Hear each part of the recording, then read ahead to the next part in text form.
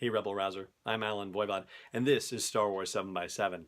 So, we've been talking about the Last Jedi novelization for the past few days, and we've gotten to a point where I think we're going to start hitting some bombshell reveals and that sort of thing.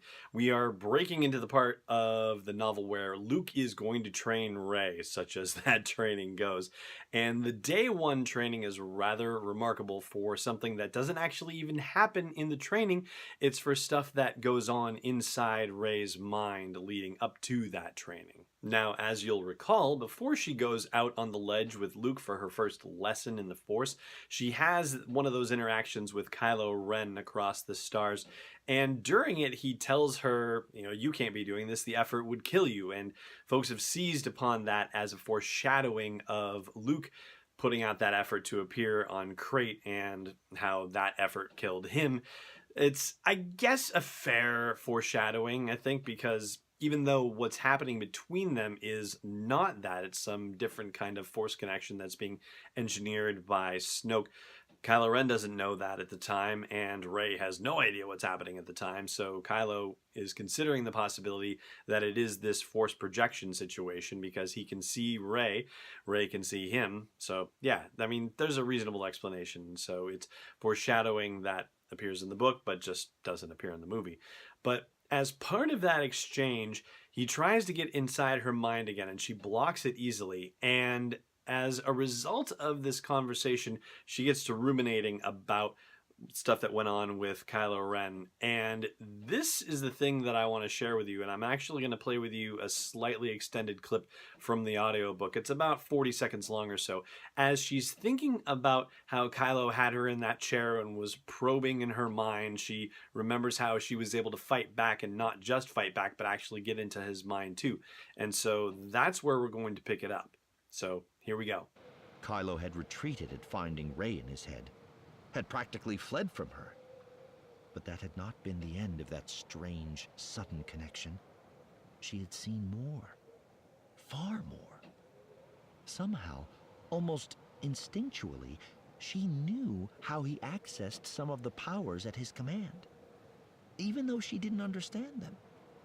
It was as if his training had become hers, unlocking and flinging open door after door in her mind.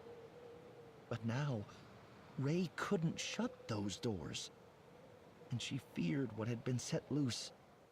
So how about that right there? His training had become hers somehow, so we might even be on the verge of discovering a new Force power here, and essentially it's the idea that you could absorb somebody else's Force abilities, Force talent, Force knowledge, Force training.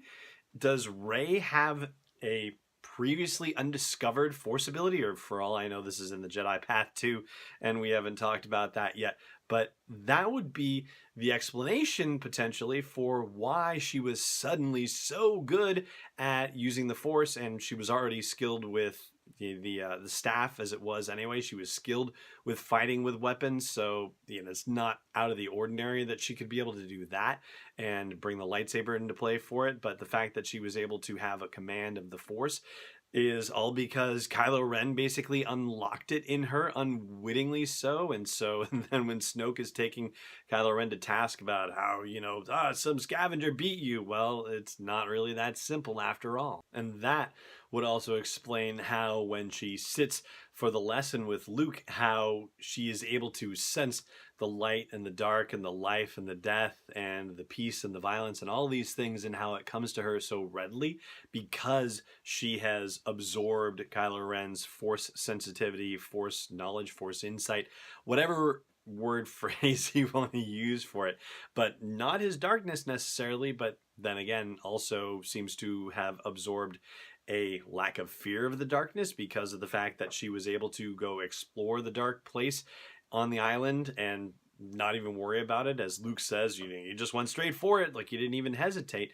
So maybe she got that a little bit from him too, potentially. And it wasn't just the darkness too. She also sensed a very bright light, a very bright concentration of light and power and goodness, and that was her sensing the presence of the first Jedi temple there. So she was able to actually sense that too.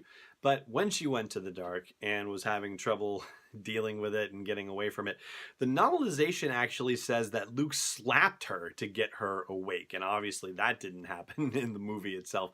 So I thought that was an interesting little addition too. And that right there is what we're going to stop with for the meat of the podcast. But there is one last bit of information I want to share about Rey's day one training with you. And that I'm going to do on the audio version of the podcast at sw7x7.com/iTunes or wherever you like to listen to podcast audio. I will tell you, though, before we go, that when there is another connection between Rey and Kylo Ren, that one where she calls him a murderous snake and he says, "Did he tell you what happened?" and all that, that scene pretty much goes down the way you saw it in the movie. So nothing necessarily new to learn there from the novelization, but there is one other tidbit I've got to share with you. So I'll do that over in the audio. But in the meantime, for here, it just remains for me to say thank you so much for watching, and may the Force be with you wherever in the world you may be.